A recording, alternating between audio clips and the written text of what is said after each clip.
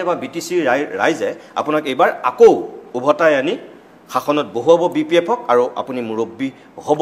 মই আপোনাক সুধিছোঁ যে আপুনি 17 বছৰত কৰা উল্লেখনীয় কাম 5টা মানৰ ভিতৰত আপুনি কোনকেইটাক অভিহিত কৰিব যে উল্লেখনীয় কাম মোৰ দিনত হোৱা এইকেইটা? ফাৰ্ষ্ট বড়ো ভাষাটো 8th শিডিউলত সোমাইছে, আপুনিতো জানে। হয়, এইটো বিৰাট ডাঙৰ এচিভমেণ্ট আমাৰ কাৰণে। হয়, আৰু আমি 4টা জিলা বনাব পাৰিছে আৰু সাব ডিভিজন বনাব পাৰিছে। আপুনি চাওক, পৰ্বজৰা জংঘলে আছিল, সাব ডিভিজন বনাই পেলাই এতিয়া ভাল হ'ল। শালবাৰী নতুন সাব ডিভিজন পালেও আমি, ইয়াৰ পিছত ভেৰগাঁও সাব ডিভিজন পালে। নতুন ডিষ্ট্ৰিক্ট আমি পাইছোঁ চিৰাং, বাক্সা আৰু ওদালগুৰি। ইয়াৰ ওপৰত আৰু কি লাগে? ৰাস্তা, হস্পিটাল এইবিলাকতো নকবি।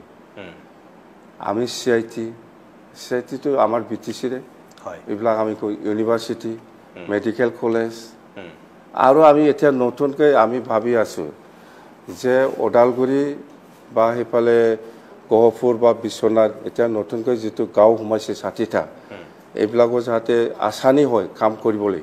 সেইকাৰণে ওদালগুৰিত মিনি ছেক্ৰেটাৰিয়েট তাৰমানে তাতে আমি যাই পেলাই অফিচ কৰিব পাৰা এনেকুৱা বনাম বুলি আমি ভাবি আছোঁ।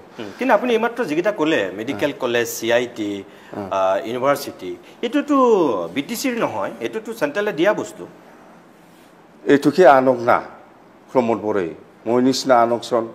আপুনি যদি গভৰ্ণমেণ্ট অফ ইণ্ডিয়া বা গভৰ্ণমেণ্ট অফ আসামৰ পৰা একো যদি নোখোজে, একো নাপাব আপুনি।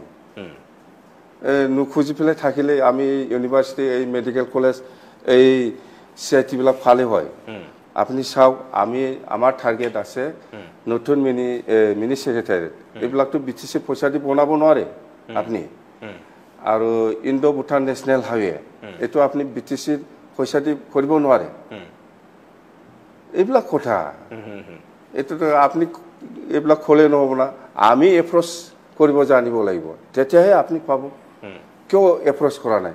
আপুনি যে প্ৰমোদ বড়োই যে কৈ আছে, সেই যে ক'ৰবা ডাংথলত ৰেল কচ ফেক্টৰী, এইবিলাক লিখি পেলাই আনিলে হ'ব হা? আপুনি অলপ কষ্ট কৰ, দিল্লীত যাই পেলাই ক'ৰবা চেণ্ট্ৰেল ইউনিভাৰ্চিটিৰ কথা কৈছে, এনেই লিখি পেলাই এগ্ৰিমেণ্ট কৰি পেলাই আনিলে পাব আপুনি। দিব আপোনাক।